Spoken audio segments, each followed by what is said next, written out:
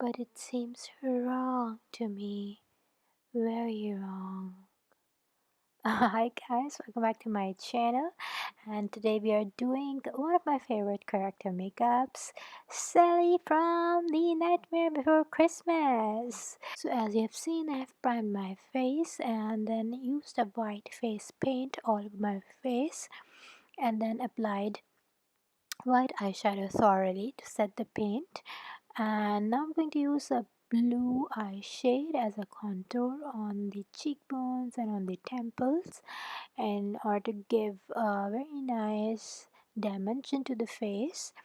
And now I'm going to use this light blue shade to match the Sally vibe. It gives a subtle, cold, doll-like dimension, as you can just see, and it actually brings the makeup really well. And the trick that I'm doing is very different than using the face paint, which I think makes the skin very blue.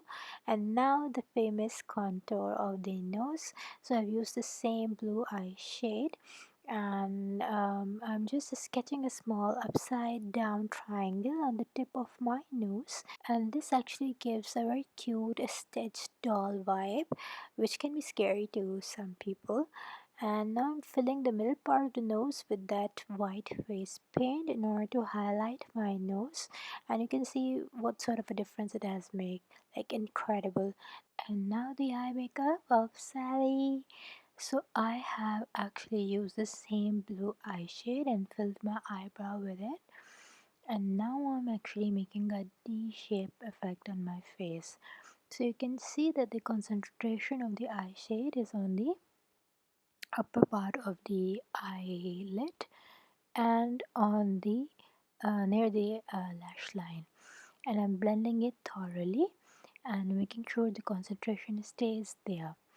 And now I'm going to fill the middle part of the eye after I'm done with the blending with the same light blue eye shade, and in order to match the Sally vibe and pop the eyes more, because it actually gives a very subtle gold doll-like dimension, especially if you use this white eyeliner underneath your lower lash line.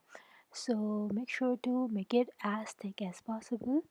And now, in order to balance it, I'm going to use the same dark blue eye shade underneath it and blend it thoroughly. And now the eyeliner. So I'm going to make a simple eyeliner and not going to make a big wing, because I don't see the need for it. So it's a eye liquid eyeliner from L'Oreal. I think L'Oreal or Maybelline, I'm confused. So just make it very thin and round it. And yeah, using this eyeliner in front of the camera is one of the trickiest things. And now the patchwork and stitches. This is actually the fun part and also very tricky, because Sally's a patchwork doll, so I have to draw the little fabric patches and stitches. And I actually use a face paint by mixing the blue and the black shade together. And yeah, now I'm going to use this blue shade and use this blue shade on the lines. And now you ask, why, Aisha?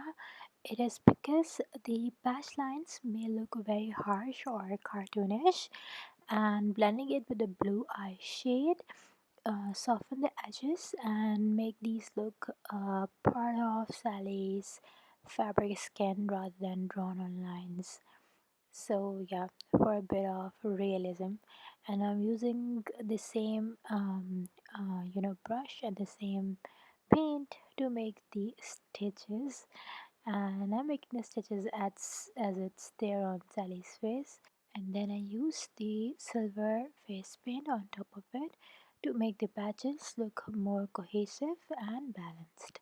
Now for the lipstick, I have used black face paint as a lip liner and thoroughly making the lips with it.